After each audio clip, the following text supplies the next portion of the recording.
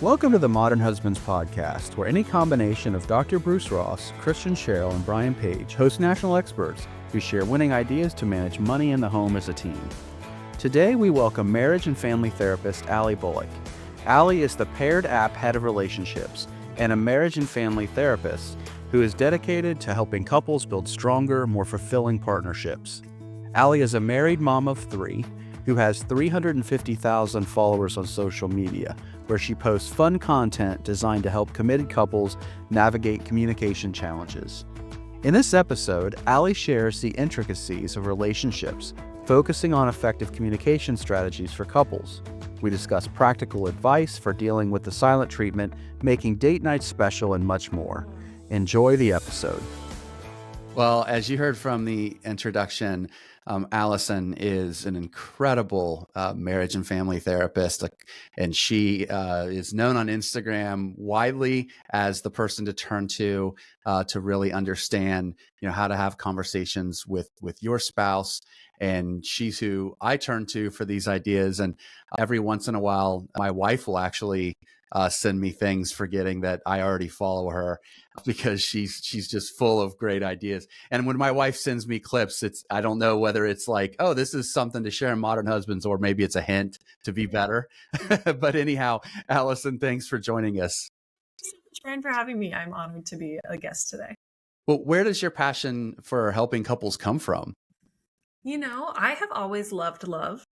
I think even as a teenager, you could have called me boy crazy. I think my mom called me that at times, right? I've always loved relationships. In college, my university offered a minor in family studies. Okay. And so I got to take classes like parenting, family finance, marriage. And those classes, I felt like these are the only things that are going to impact me for the rest of my life. Yeah. I was like, I loved learning about that stuff. And so after college, it took a few years, but I finally found my way back to marriage and family therapy, and I have just loved it so much. Where did you go to college? I went to Brigham Young University in Utah. Yeah. It's disappointing that more people don't take a class like just parenting. I don't think that was even offered where I went to college. Yeah. I would have loved to do that. Totally. I think the one that stands out the most actually was family finance, which is funny because you're a finance guy. But I remember that class. I was like, no one else was going to teach me this stuff, and I need this in my life. So you got it. Yeah, you're speaking to my heart there. So I want to dive into some of the real, sometimes emotionally charged conversations that couples have with one another, or some of the common occurrences that spark arguments. Let's start with the one that oftentimes you can kind of make fun of, or just like jovially, right? Just kind of joking around about this one issue. How do you tell your partner to calm down without telling your partner to calm down? It's a fine line to walk between being direct and also being gentle. Okay. So I'm thinking about yesterday, actually, we were watching these 6 kids I told you about. We were watching 5 kids, and who knows how I decided this was the day to take a nap, but I'm lying on the couch taking a nap, and I can hear my husband moving around the house, and I can hear his movements getting a little bit more frustrated because I'm over here resting. And I get up, and he's kind of, walking around, and I go up to him. I put both my hands on his arms, and I say, hey, if you are upset with me for taking a rest, please just tell me that instead of being passive aggressive. And so that in that moment, I was telling him to calm down. Yes. But I used a really soft tone. I was very direct in what I was saying. I didn't beat around the bush. And I also used that physical touch. Okay. And it was really calming. And immediately he was like, you're right. Will you help me? It's like, sure, sounds good. And so I think more couples need to utilize that, like the soft, slowed down voice, the physical touch, without saying, hey, you're being ridiculous. You need to calm down. Okay. That's good. I probably could have used that advice 22 years ago. Because believe it or not, just being like, man, just calm down. Like that does not work. Right? It doesn't work because it feels so dismissive. It feels so dismissive. And so, I mean, there's a few other things you can try. You don't want to assume that you know why they're upset. So it's not always helpful to say like, hey, I think you're upset about this. it's more helpful to ask a question. Hey, I'm noticing this factual thing. I'm Yep. noticing that you're moving around really quickly. I'm noticing that you're getting a little bit louder as you're talking. What's wrong? Is something wrong? And because then you're not making a judgment about what they're doing, you're just stating a fact and asking a question to get curious. And so they're less likely to be defensive. They're more likely to listen, say, yeah, that is a factual observation. Okay, well, this is what's happening for me. What if it's the guy who, and I hate to kind of fall into gender norms, so I'll just say it. This is what I do. So I really don't like to talk about my feelings very much with my wife, and I know that that's probably a terrible thing to say on the Modern Husbands podcast.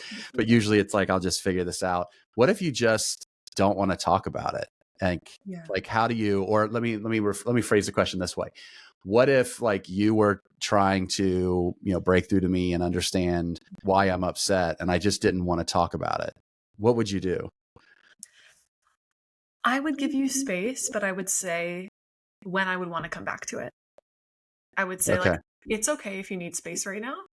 It's okay if you don't want to talk about it, but it is important for me to understand what's going on. So can we come back to this tomorrow? Or can we come back to it tonight? Okay.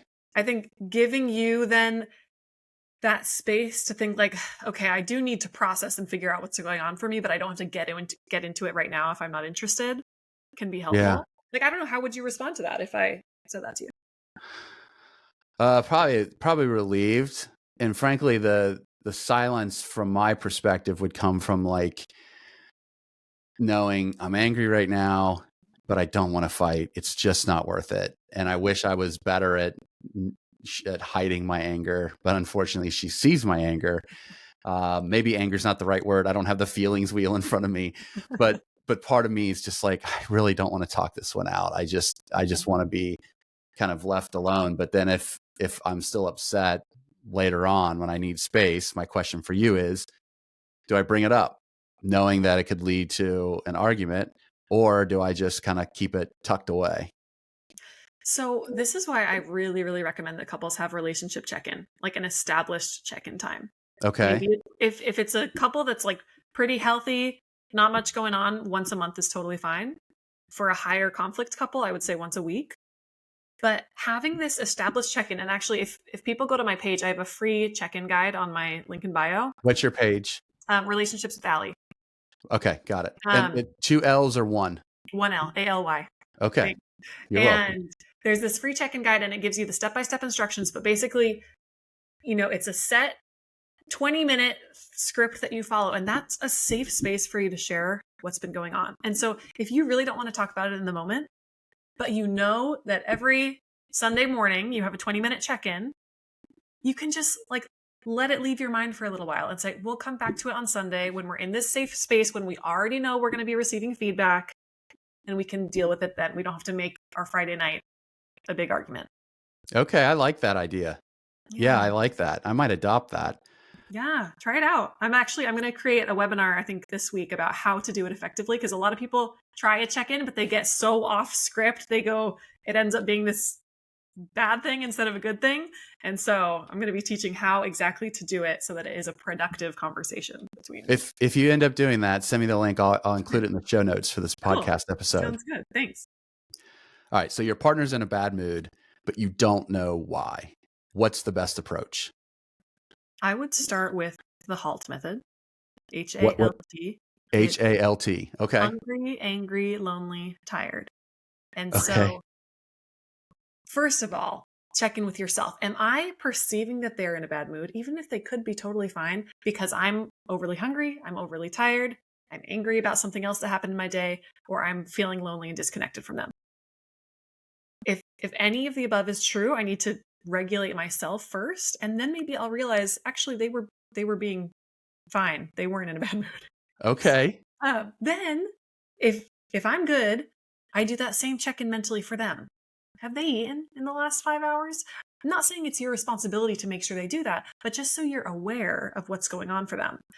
Are they lonely? Have I been on my phone a lot lately and we haven't connected? Did they get good sleep last night? Or did something bad happen during their day that's impacting their mood? If you don't know the answer to those things, you can gently ask, like, hey, I'm going to make a snack. Do you want some? right? Ooh, Right. that's good. See if that helps. So once you've gone through those kind of external factors that are impacting their mood, I'm going to go back to the strategy I taught before, which is you want to address something factual.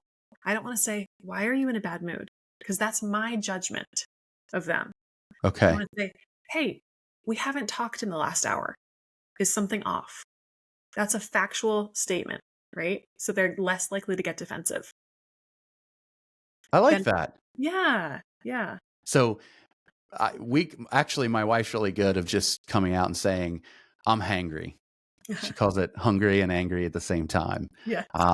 And that ultimately helps me a lot because sometimes I'll just be like, I really have no clue what's going on. But I don't know, maybe she listened to your advice before and hasn't told me, but she'll come out and say that, and that helps me a lot.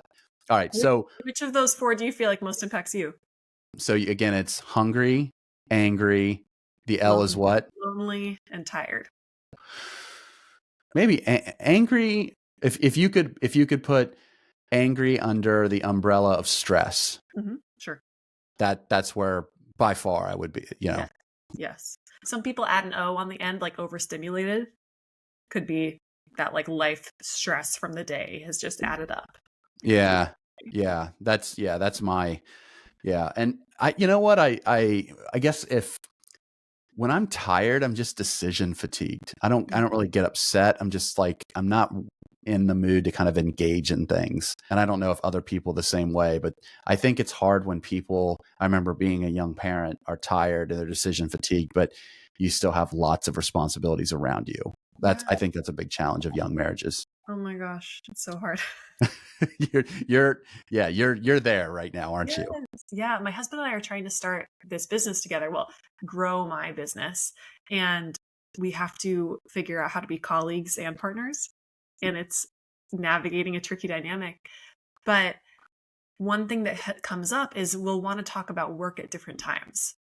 Yeah. And so like he'll have this spark of inspiration at 10:45 p.m. and start going into it. And I then immediately shut down. I'm like, I can't talk about this right now. I'm too tired to talk about it. But then he feels like I don't want to talk about it. And I'm just kind of ignoring the bigger issues that we need to talk about in the business. Yeah. And so those things, being tired, all those things impact our communication so much. We have to be aware of them and make space for them and then just say, let's come back to it when we've addressed those needs. Do you have like a Google Doc where you can just, it's shared, and when you have ideas like that or he has ideas, you just go to it and jot it down, like when you're laying in bed 10:45 at night kind of thing? Right. We have our own individual notes apps, but it would be good to have just a shared doc. Okay. Yeah. Yeah. That's an interesting dynamic, particularly when you have children. How is it, do you think that it helps your relationship or does it create more challenges? I think both. I think it's Okay. really, really fun to be kind of united in this joint, exciting thing that we're both passionate about. Sure. So it's kind of invigorating some areas of our life that were stagnant. And then at the same time, it's definitely just balancing a whole new terrain of kind of like something came up the other day. I, he was talking to a coworker, and I was Okay. feeling like I'm not a coworker, and he had to be like, "Oh, I can't treat you like I treat my coworkers because you're my wife." And so it's just navigating this whole new set of boundaries and around what does communication look like when you work together and are married. It is what he's doing in support of like your business is that his full-time job? He recently went part-time at his full-time job to spend more time on my business. Okay, so you're 2 feet in. Yes, yeah. It's crazy. Wow. Well, best of luck. Obviously, I'm Thank happy to you. support you. Thank you so Um, much. As a Modern Husbands podcast listener, you recognize the importance of evidence-based advice from leading national experts for your marriage. That's why we know you will love our marriage toolkit. Nearly 50 national experts came together to provide bite-sized advice to manage the toughest topics couples face in managing money in the home as a team. Go to modernhusbands.com for your free preview of our marriage toolkit to start, strengthen, or rebuild your marriage. Once again, that's modernhusbands.com to sign up for your free preview of our marriage toolkit. Now back to the show. Okay, so I'm asking this question because I'm guilty of doing this. Okay. What should you say to your partner when they are giving the silent treatment? So we have to differentiate between like true silent treatment and taking space. Okay. So true silent treatment can borderline on emotionally abusive. It's like, I am refusing to engage with you in any area of life. I'm giving you a complete silent treatment. I'm stonewalling you. I'm shutting you out. And for some relationships, that can go on for days and is just really, really damaging. Versus, I'm mad and I'm going to be short with you and I'm not really going to talk about emotions with you. I'm just going to talk about logistics with you. That is slightly different. And so which one do you think you're referring to, or both? I mean, it's not like it's not a weapon. Like, it's just Yeah. like, I don't want to talk to you. Yeah. And because like, it could be a pretty complex situation where it's like, I just don't see how this is going to be resolved, or at least resolved easily. And I'm really angry. And the best thing for me to do is not talk. So sometimes it does last for days because I just feel like that if I say something, I could say something bad, and I don't want to do that. So it's Yeah. just easier for me to not say anything at all. I think that's a really important distinction. Like, this is more about protecting us rather than having this be a weapon to shut you out. That's good. I was worried about what you would say. No, that's the key distinction, I think. And so if that's the case, I'm just a direct person. I always err on the side of being direct. And so approaching you and saying, hey, using an I statement, I feel shut out. I feel confused about where you're at. And I understand that it takes you longer to process things than it does me.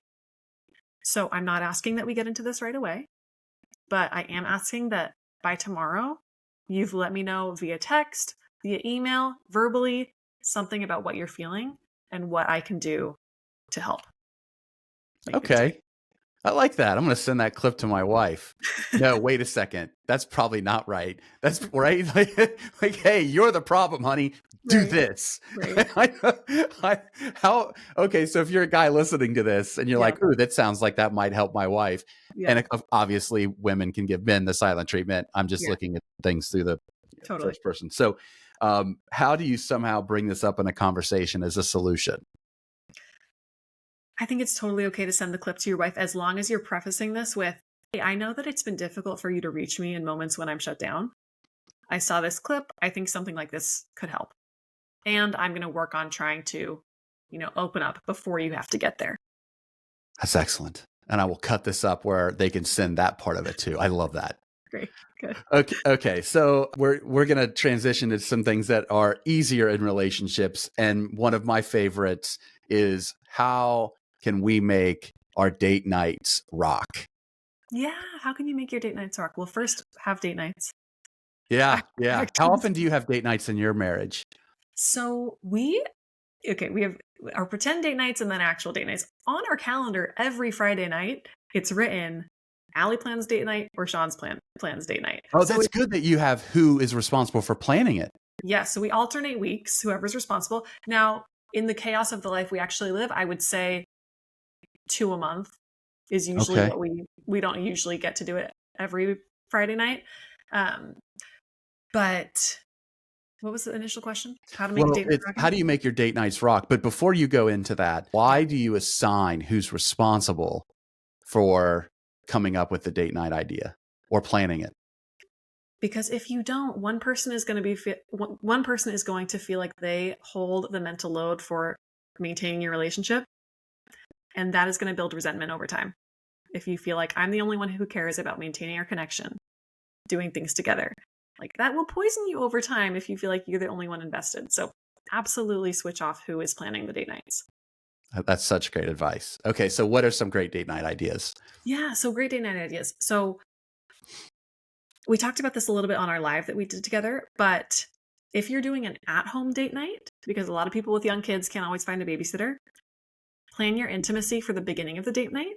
Mm-hmm. A lot of times you start watching your movie or your show or you eat and then you're full and you don't want to be intimate after. And that's fine. You don't always have to be intimate.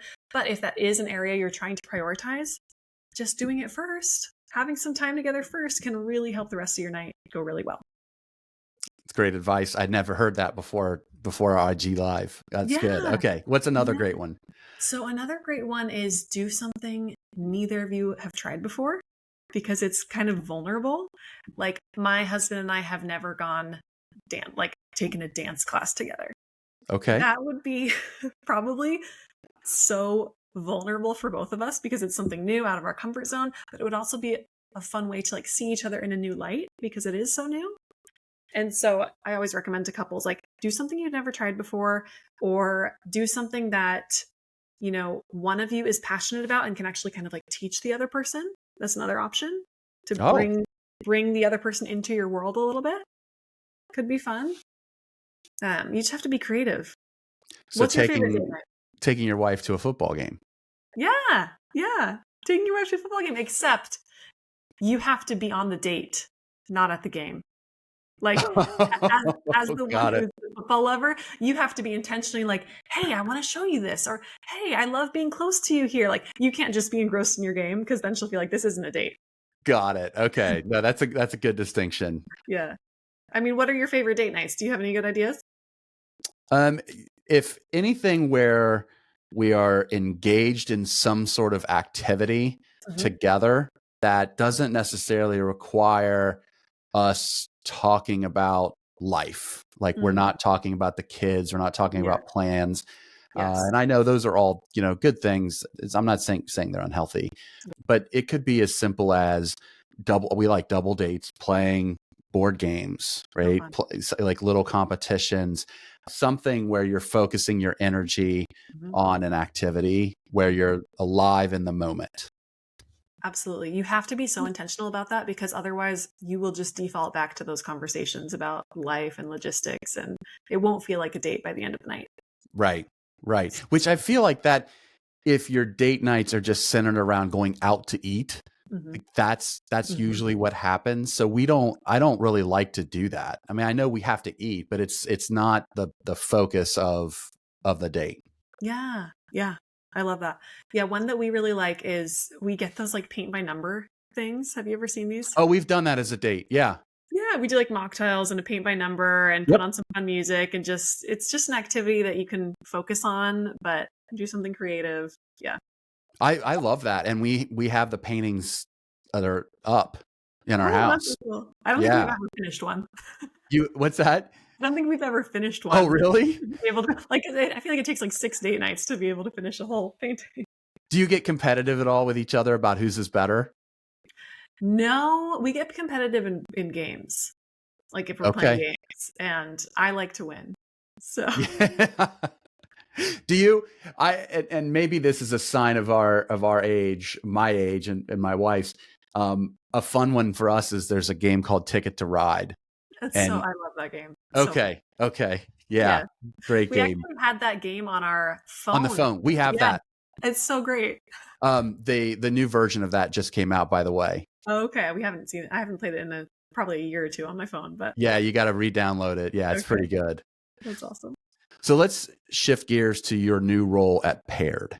Cool. What is it? And what's a couples app? Yes. Okay. So I am head of relationships at Paired, which is a couples app. So you've heard of dating apps, right? A couples app is for people who are in that long-term relationship. Okay. And it's an app that supports your daily connection.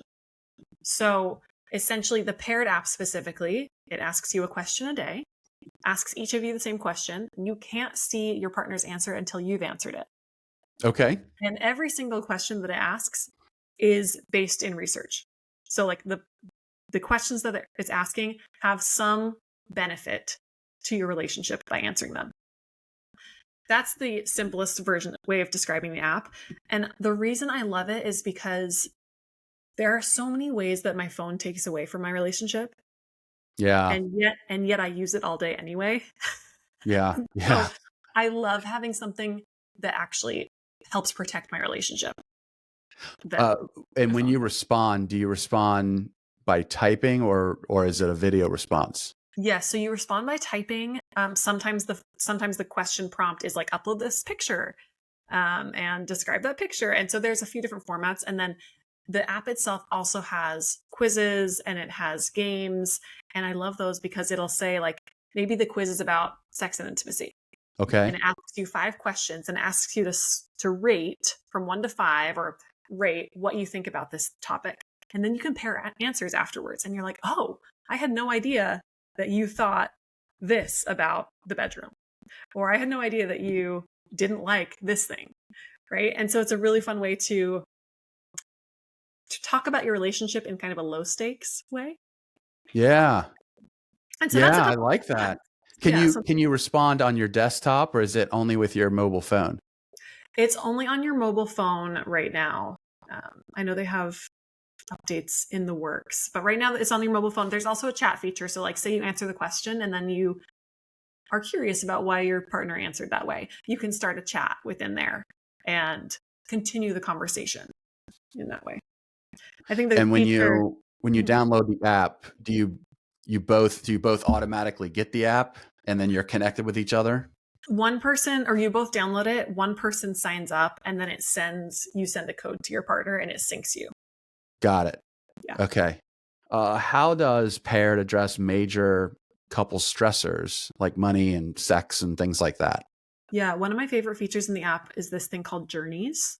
And journeys are almost like mini courses. So it will be a 20-day or a 30-day journey that you go on. And the topic is going to be something like sex and intimacy or finances or preparing for marriage. There's a whole bunch of topics. And that journey specifically asks you a question, a quiz, or a game on that topic every day for 20 days.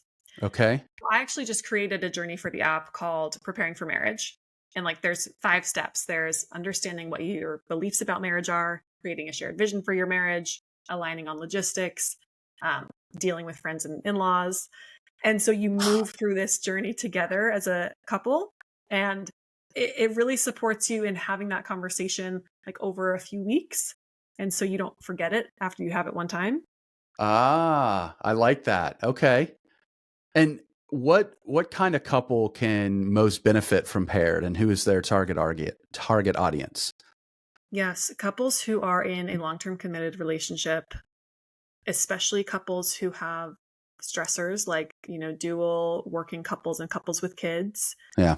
When it's just hard to find time to connect because it's a 5-minute a day commitment and yet it feels really connecting.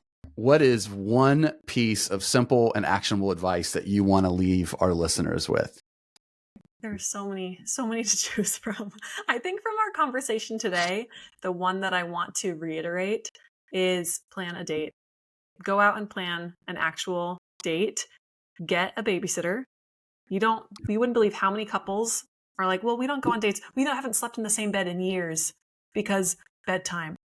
I'm like, You have got to get that figured out. Like, I have compassion for you, but also you have got to get that figured out because your relationship needs a date night. So do it. If you haven't done it in a while, invest the money and the time to make it happen. I saw a hack where you leave the babysitter a note and tell them, and this would be for older kids who don't constantly need monitoring, right? Yeah. So let's say the children are 5, 6. Here's, your $50 for babysitting, whatever it is. Here's a list of tasks, chores, and the value. So if you can do the dishes, we'll give you $5 more. If you can sweep the floor, $5 more. That is cool. Yeah. So when you get back home, your house is clean. That's actually so smart. I've been wondering because when I was young and I babysat, I always felt like I would try and do the dishes, but I felt bad if I didn't get to it. But I'm like, I like this method of incentivizing the babysitter. It's a win-win all the way around. That's Allie, amazing. Thanks so much for joining us today. Thanks, Brian. This is great. A special thanks to our guest and, of course, to all of our listeners. Don't forget to click subscribe wherever you download your podcast, give us a rating, and share the Modern Husbands podcast with others. Doing so goes a long way in growing our reach. And join your fellow Modern Husbands and have links to our podcasts, articles, and other resources to manage money in the home as a team sent to your inbox every 2 weeks by subscribing to our newsletter at modernhusbands.com. Until next time, be well.